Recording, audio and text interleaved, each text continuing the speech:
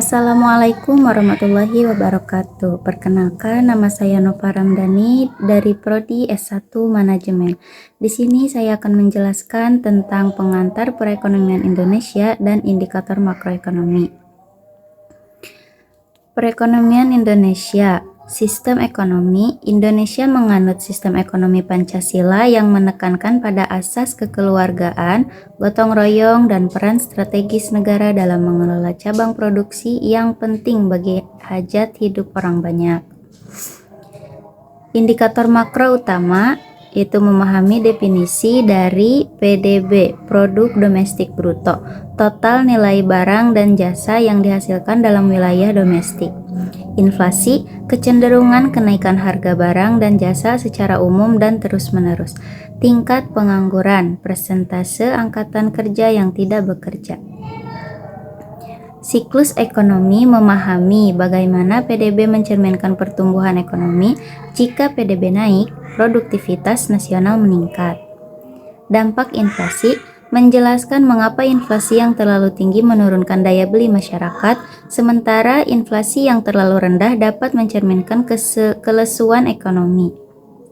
Keseimbangan eksternal memahami posisi neraca perdagangan, ekspor, impor, dan cadangan devisa sebagai penopang stabilitas mata uang rupiah.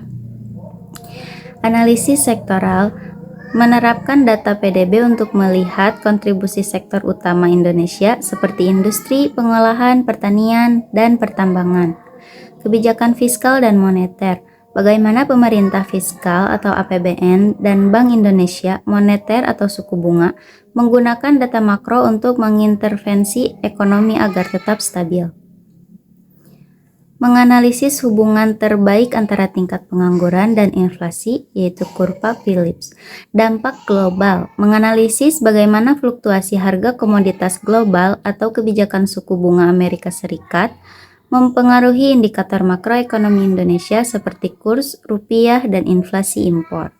Struktur pertumbuhan, membedah apakah pertumbuhan ekonomi Indonesia didorong oleh konsumsi rumah tangga atau investasi atau ekspor. Kualitas pertumbuhan, mengevaluasi apakah pertumbuhan ekonomi Indonesia bersifat inklusif atau menurunkan angka kemiskinan dan kesenjangan atau Gini ratio, atau hanya tumbuh secara statistik tanpa memperbaiki kesejahteraan sosial. Efektivitas kebijakan, menilai apakah kebijakan subsidi atau bantuan sosial pemerintah efektif dalam meredam dampak kenaikan harga atau inflasi terhadap kelompok masyarakat berpenghasilan rendah. Model pertumbuhan baru, merancang skenario kebijakan untuk transisi ekonomi hijau atau hilirisasi industri yang lebih bernilai tambah untuk meningkatkan pertumbuhan ekonomi jangka panjang.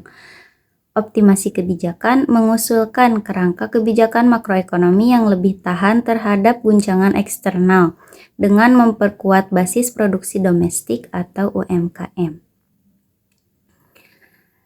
Ringkasan indikator makro utama yaitu pertumbuhan PDB, laju ekspansi kapasitas produksi nasional, tingkat inflasi, stabilitas harga dan daya beli masyarakat, tingkat pengangguran terbuka, penyerapan tenaga kerja dalam pasar kerja, kurs, nilai tukar dan daya saing perdagangan internasional, neraca pembayaran, keseimbangan arus kas masuk dan keluar negara.